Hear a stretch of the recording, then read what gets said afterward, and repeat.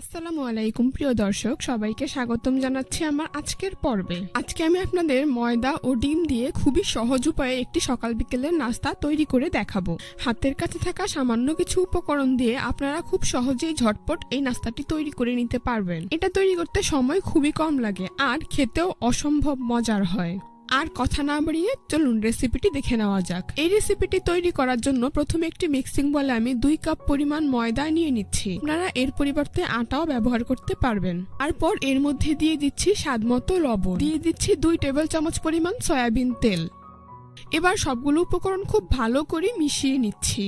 তেল ময়দার সাথে খুব ভালো করে মিশিয়ে নিতে হবে, এতে করে ডোটা পারফেক্ট হবে এবং নাস্তাটা অনেক বেশি ক্রিস্পি হবে। যখন দেখবেন হাত দিয়ে মুঠো করলে এভাবে দলা পেকে যায়, তাহলে বুঝতে হবে মাখানো হয়ে গিয়েছে। এবার এর মধ্যে অল্প অল্প করে পানি অ্যাড করে একটি ডো তৈরি করে নেব। পানিটা একবারে দেওয়া যাবে না, অল্প অল্প করে দিয়ে মিশিয়ে নিতে হবে। এই ডোটা অনেক বেশি নরম করা যাবে না, আবার খুব বেশি শক্ত করে ফেলা যাবে না।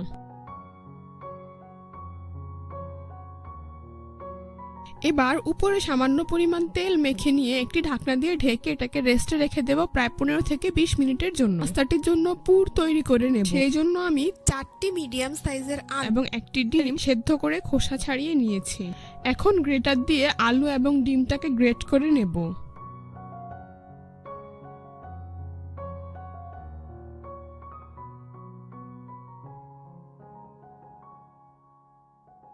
দেখতেই পাচ্ছেন আমার ডিম এবং আলু গ্রেট করা হয়ে গিয়েছে। এবার এর মধ্যে দিয়ে দিচ্ছি একটি বড় সাইজের পেঁয়াজ কুচি, দিয়ে দিচ্ছি 3টি কাঁচামরিচ কুচি, 2 টেবিল চামচ পরিমাণ ধনিয়া পাতা কুচি, হাফ চা চামচ পরিমাণ ধনিয়ার গুঁড়া, হাফ চা চামচ পরিমাণ চাট মশলা, ভাজা জিরার গুঁড়া দিয়ে দিচ্ছি হাফ চা চামচ পরিমাণ, গরম মশলার গুঁড়া হাফ চা চামচ পরিমাণ, চিলি ফ্লেক্স দিয়ে দিচ্ছি হাফ চা চামচ পরিমাণ, সবশেষে দিয়ে দিচ্ছি স্বাদমতো লবণ। এবার সবকিছু আলতো হাতে খুব ভালো করে মিশিয়ে নিচ্ছি। তো আমার মেশানো হয়ে গিয়েছে। এবার এটাকে এক সাইডে রেখে দেব। 20 মিনিট পর ঢাকনা সরিয়ে নিচ্ছি। দেখুন ডোটাকে ঢেকে রাখা কতটা সফট হয়েছে। এখন এটাকে আরো কিছুক্ষণ মথে নেব। তারপর বোর্ডের উপর নিয়ে রোলের মতো করে নেব। এরপর ছুরি দিয়ে সমান 8 ভাগে ভাগ করে নেব।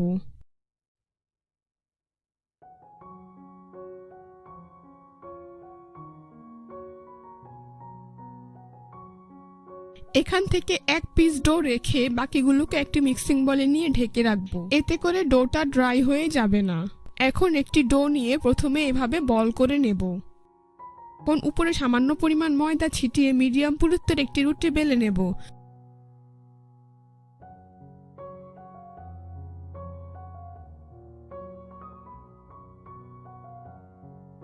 তো রুটিটাকে এরকম পাতলা করে বেলে নিয়েছি।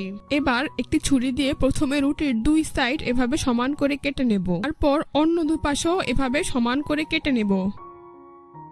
এবার তৈরি করে রাখা ডিম আলুর পুর এর উপর কিছুটা দিয়ে দেব। তারপর পুরটাকে এভাবে সমান করে দেব। এখন এই সাইডগুলোতে আঙ্গুল দিয়ে এভাবে পানি লাগিয়ে নিচ্ছি। পানি এখানে আঠা হিসেবে কাজ করবে।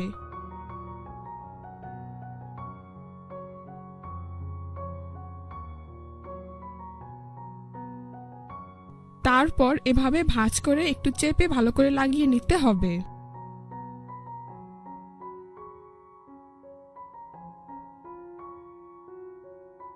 এবার একটি ছুরি দিয়ে নাস্তাটির অবশিষ্ট অংশে লম্বা দাগ কেটে ডিজাইন করে দিচ্ছি।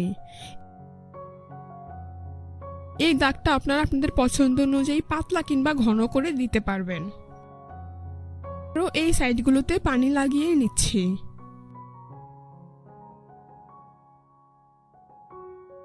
তারপর এই পার্টটা এভাবে উপরে এনে লাগিয়ে দেব।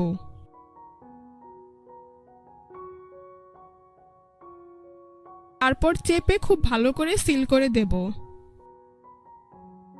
এবার একটি কাঁটা চামচ দিয়ে এভাবে চেপে সাইডটাকে ভালো করে লাগিয়ে নেব। এতে করে দেখতে যেমন সুন্দর লাগবে, ভাজার সময় খুলে যাওয়ার ভয়ও থাকবে না। আপনারা নিশ্চয়ই দেখি বুঝতেই পারছেন কাজটা আমি কিভাবে করছি। তো দেখুন এভাবে আমি একটি নাস্তা তৈরি করে নিয়েছি। একইভাবে বাকি নাস্তাগুলো আমি তৈরি করে নেব। এখন নাস্তাগুলোকে ভেজে নেব, সেজন্য চুলায় পরিমাণ মতো তেল দিয়ে তা মিডিয়াম হিটে গরম করে নিয়েছি। এবার নাস্তাগুলো একে একে গরম তেলে দিয়ে দিচ্ছি। নিচের পাশ ভাজা হয়ে গেলে নাস্তাগুলোকে উল্টে দিচ্ছি।